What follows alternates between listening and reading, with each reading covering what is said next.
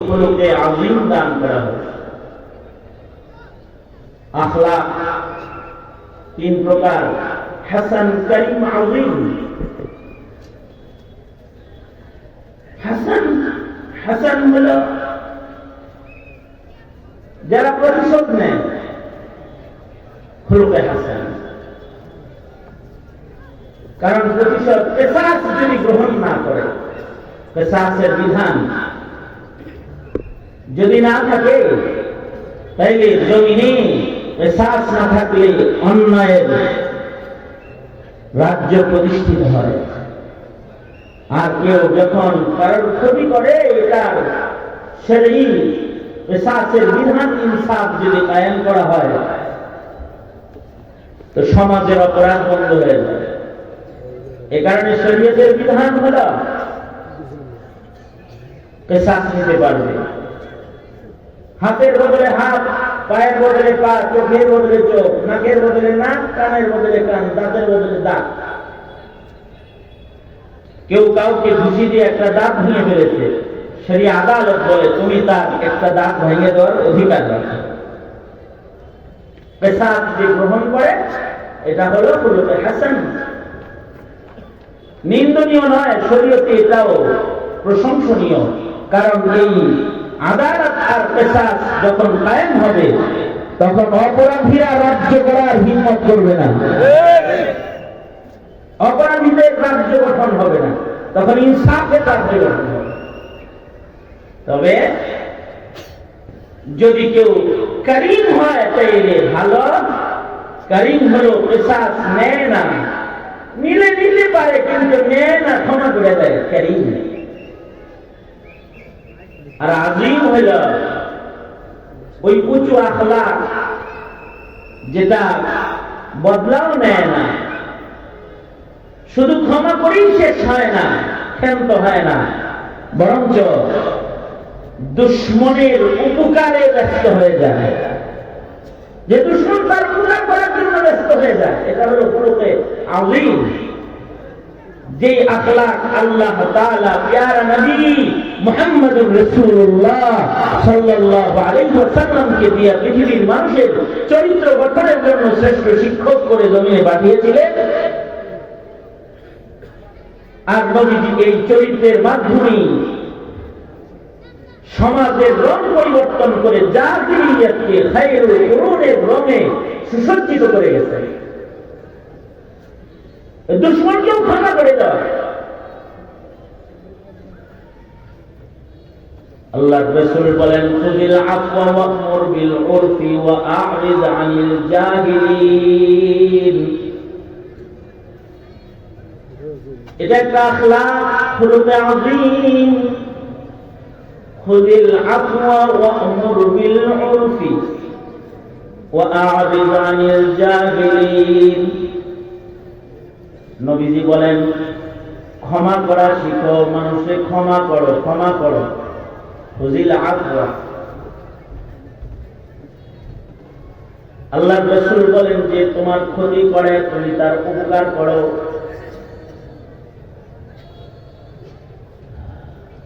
নবীজি বলেন যে তোমার সাথে সম্পর্ক বিচ্ছিন্ন করে তুমি তার সাথে সম্পর্ক করো।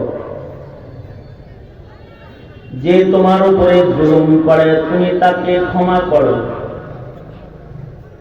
যে তোমার ক্ষতি করার জন্য আগায় আসে তুমি তার উপকার করো।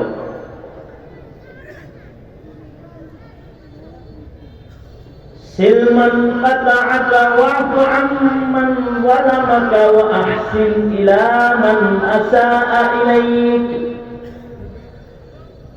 আল্লাহর রাসূল বলেন, সিলমান কাতাআকা ওয়াফু আম্মান যালামাকা ওয়া আহসিন ইলা মান আসাআ ইলাইক। তোমার সাথে যে বিচ্ছিন্ন হয় তুমি তার সাথে বিচ্ছিন্ন হয় না, জুড়ে যাও। তোমার পরে যে জুলুম করে তুমি তাকে ক্ষমা করে দাও। আর যে তোমার অপকার করে তুমি তার উপকার করো। যে তোমার ক্ষতি করতে আসে তুমি তার সাথে ভালো করো। এটা খুলুকে আযীম, এটা আল্লাহর কাছেও পছন্দের।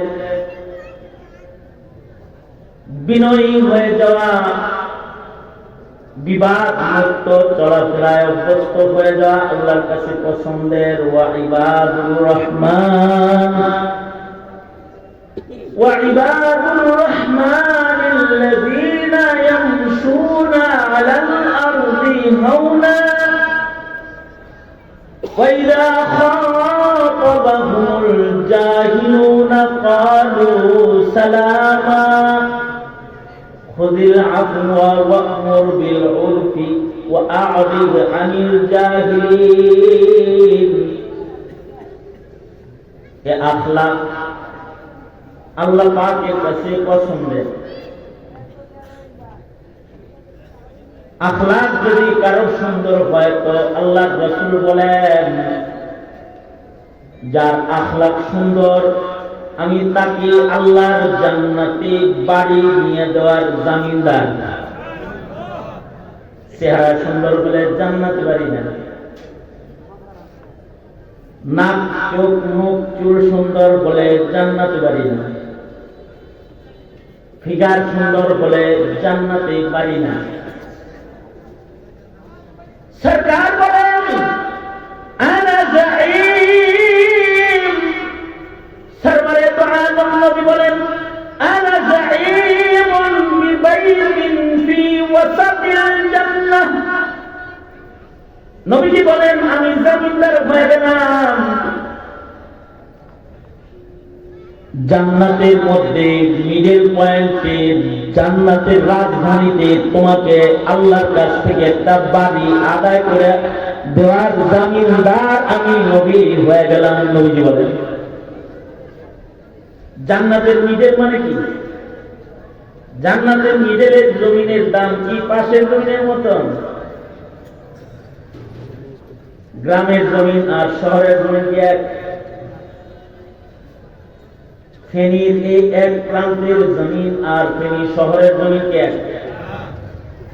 ফেনীর জমিন আর গুলশানের জমিন, রাজধানীর জমিন কি এক? তবে জান্নাতের চিপা চাপায় যদি কেউ একটা বাড়ি পায়, এক বাড়ি লাগবে না? জান্নাতের চিপা চাপায় যদি কেউ এক বিঘা জায়গা পায় যায়, অথবা একটা লাঠি রাখার মতো জায়গা আল্লাহ জান্নাতে যদি কেউ পাওয়া যায়, তাহলে এই এত দামি একটা জিনিস পাওয়া গেল। খায়রুম মিনাদ দুনিয়া ওয়া মা ফিহা, এই দুনিয়া এবং দুনিয়ার মাঝখানে যা কিছু আছে সব কিছুর চাইতে জান্নাতের ছোট্ট এক টুকরা জমিনের মূল্য অনেক বেশি। জান্নাতের একটি জমিন অথবা জান্নাতে একটি লাঠি রাখার মতো জমিন, খায়রুম মিনাদ দুনিয়া ওয়া মা ফিহা,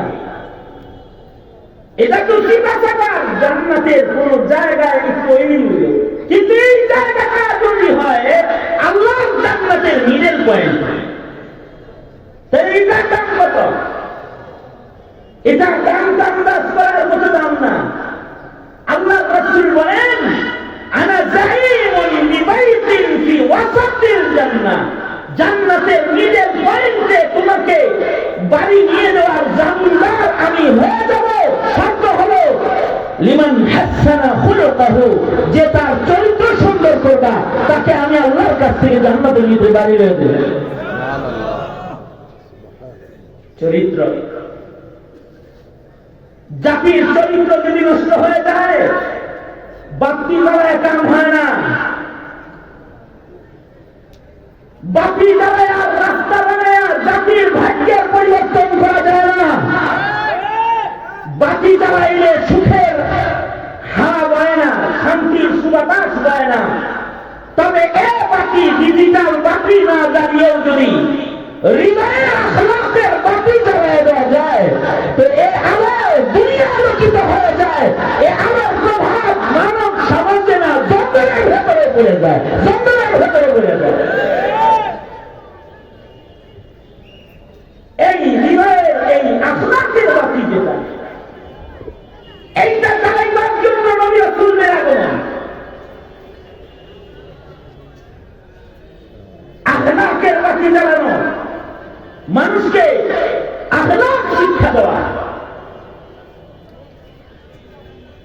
এখানে আল্লাহর রাসূল বলেন আখলাক ওয়ালা হক জান্নাতে বাড়ি পাইবা।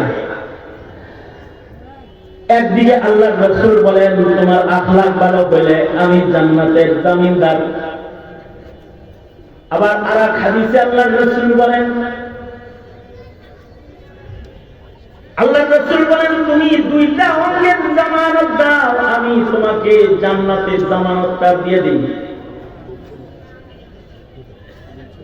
আল্লাহর রাসূল বলেন মা বাইনা লিহইহি ওয়া মা বাইনা রিজলাইহি, দুইটা অঙ্গ। নবীজি বলেন তুমি তোমার মুখের জামানত দাও, মুখ না পাক বানাইবা না, মুখটারে পবিত্র রাখবা, তোমার মুখ পবিত্র থাকবে, মুখের জামানত। আর তোমার লজ্জাস্থানের জামানত, অর্থাৎ নিজের লজ্জাস্থান সম্ভ্রমকে নষ্ট করবে না,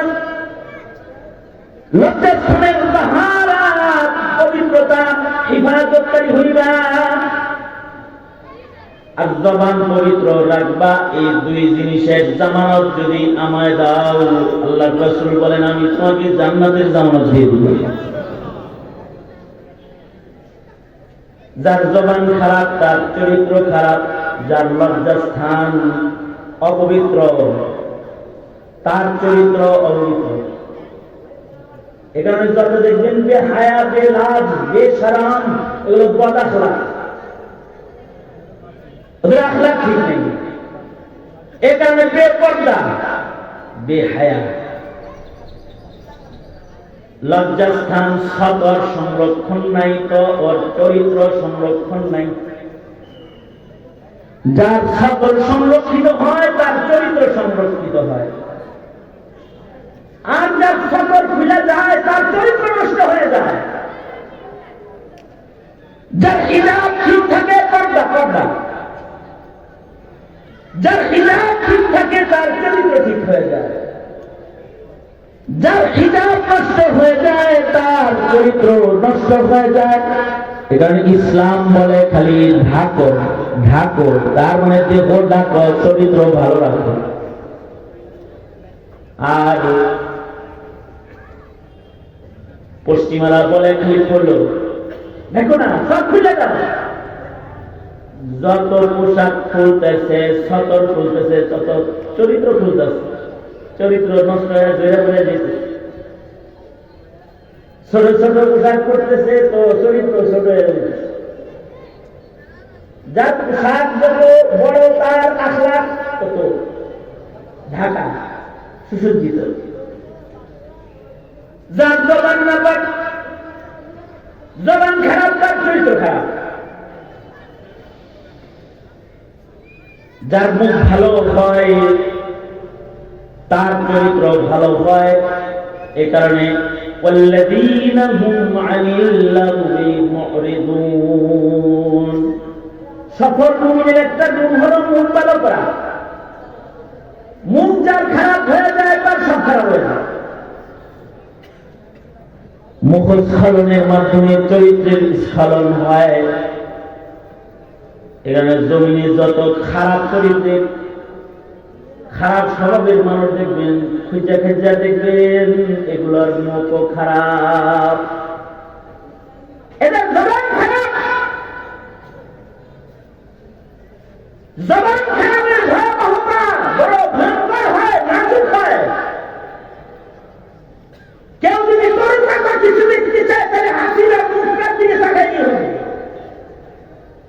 শেখ হাসিনা মুখ খারাপ করার কারণে ওর সব গেছে। শুধু মুখ দিয়া বলছে রাজাকারের বাচ্চা, দেশের নাগরিকত্ব ইন্ডিয়ানসে করবা, আপাতত হিন্দুস্তানে আছে, বাংলাদেশে নাই। মুখ খারাপ করে, মুখ যদি কারণ খারাপ হয় নিকৃষ্ট। এখানে চরিত্রের দুটি মৌলিক মেরু, একটা হলো মা বাইনা লিহইহি ওয়া মা বাইনা রিজলাইহি, লজ্জাস্থান হিফাজত, জবান হিফাজত। এই দুইটা যা ঠিক হবে ঠিক হবে। নবী বলে মুখ আর লজ্জাস্থান জামানত দিবে, আমি জান্নাতের জামানত দিব। আর চরিত্র ঠিক করবা তো তাকে আমি জান্নাতের মিডলে আল্লাহর কাছ থেকে বাড়ি আদায় করে দিব। কারণ চরিত্রের বড় ওজন। ময়দানে মাহশারে বিচার দিবসে কিছু কিছু কারণে আমল ওজন বেশি হবে। যার ইখলাস যত বেশি তার আমলের ওজন তত বেশি। আখলিস দীনাক, ভেতরটাকে দিনদারিকে লিল্লাহিয়াতকে ভালো করতে বলা হয়েছে। যদি কেউ লিল্লাহিয়াত ঠিক করে নয়, এটা যত গ্রেড বাড়বে তত আমলের ওজন বাড়বে। খুলুসিয়াতের গ্রেড যত বেশি আমলের ওজন তত বেশি। যার ইখলাস যেমন তার আমলের ওজন তেমন। তার মানে হলো ইখলাসের কারণে আমলের ওজন কম বেশ হবে। মাগরিবের নামাজ আমিও 3 রাকাত পড়ছি, আপনিও 3 রাকাত পড়ছেন, সবাই 3 রাকাত করে পড়ছে, কিন্তু একজনের ওজন বেশি আর একজনের ওজন কম। ওজন যে কম আর বেশি হলো রাকাত তো সমান। আপনারা 3 রাকাত, আমারও 3 রাকাত। এনামুল হক মুসা ভাই আপনাদের এমপি পদপ্রার্থী, উনিও 3 রাকাত। সব দিশায় উনিও 3 রাকাত। ইচি বাচ্চা, আন্ডা বাচ্চা যা আছে, বেডি মুড়ি, মানে মহিলারা মেয়েরা সব 3 রাকাত। কিন্তু সবাই 3 রাকাত একরকম ওজন না, ওজনের কম বেশ হবে। বান্দার ইখলাসের কারণে, খুলুসিয়াতের কারণে আমলের ওজন কম বেশ হয়ে যাবে।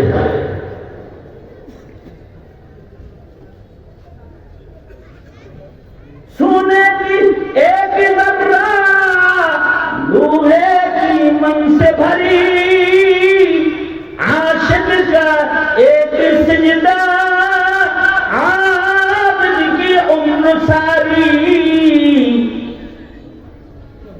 একজন আশিকের একটা সেজদার বড় দাম।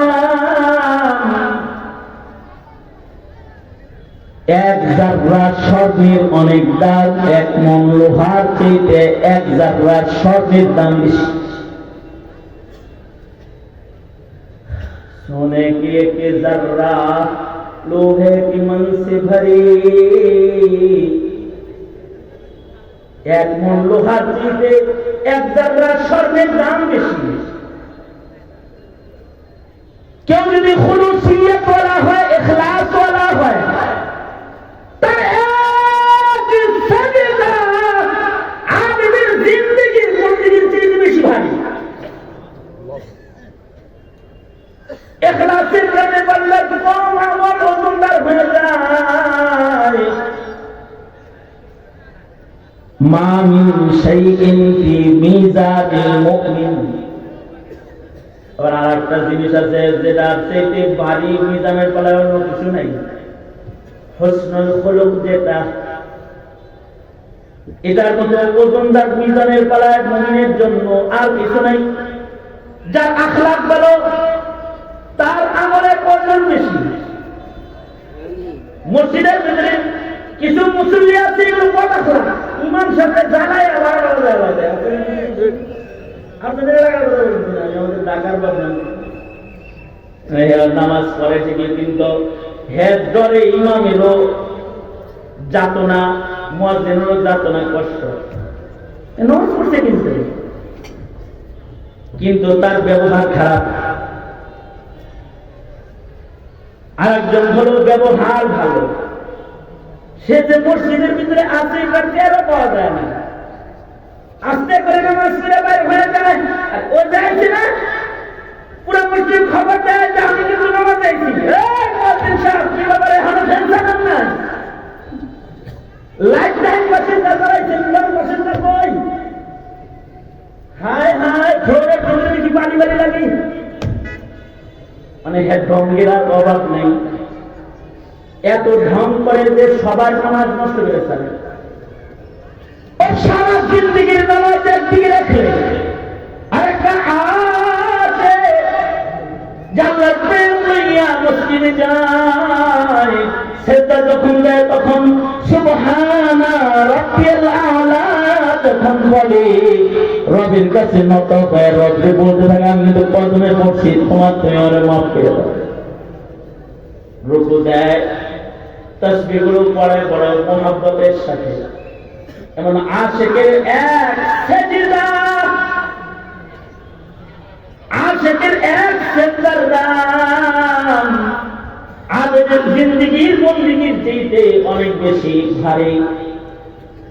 ওরকম আখলাক ভালো একটা মানুষের ছোট্ট আমল, যার আখলাক অসুন্দর তার জিন্দেগীর বন্দেগীর চাইতে আখলাক সুন্দর ওয়ালা মানুষের অল্প আমলের ওজন মিজানের পালায় ভারী।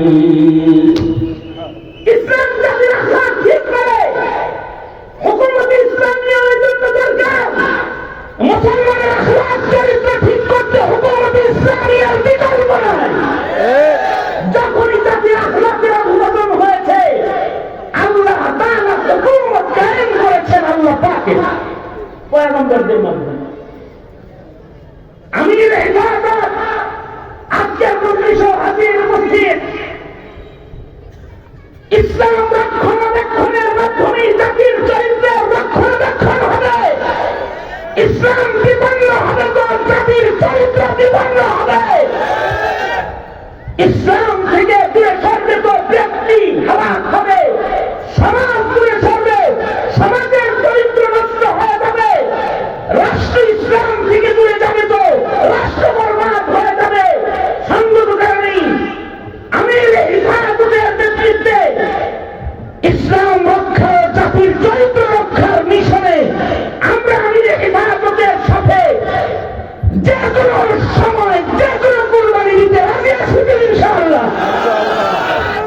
আল্লাহ আমাদের সবাইকে কবুল আর মঞ্জুর করুন। আল্লাহ তাআলা আমির হিফাজতের নেক হায়াতকে লম্বা করুন এবং আমাদের সকলকে আল্লাহ পাক কবুল আর মঞ্জুর করুন।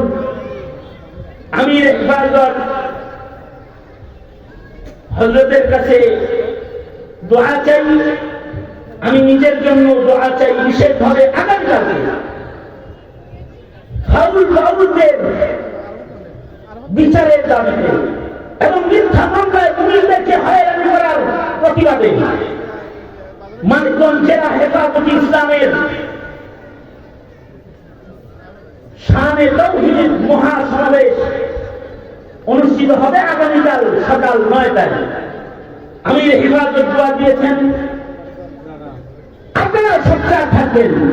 সেটা হলো হেফাজত ইসলাম ইসলামের উপরে যে আঘাত করবে কাউকে ছেড়ে দিবে না, কাউকে ছেড়ে দিবে না। রাষ্ট্রের প্রধান হোক আর রাস্তার কেউ হোক, ইসলামের বিপক্ষে দাঁড়ালে হেফাজত ইসলাম কড়ায় গন্ডায় হিসাব বুঝে নিবে। হাসিনার তৌহিদের মিছিল তারা রক্ত দেয়, জীবন দেয়, কিন্তু ইসলামকে বিপন্ন হতে দেয় না। শাপলা চত্বরে রক্ত দেওয়া হয়েছে। হেফাজত ইসলামের নেতৃত্বে ২১-এর আন্দোলন হয়েছে, জুলাই আন্দোলন। হেফাজত ইসলাম সর্বোচ্চ কুরবানি পেশ করেছে।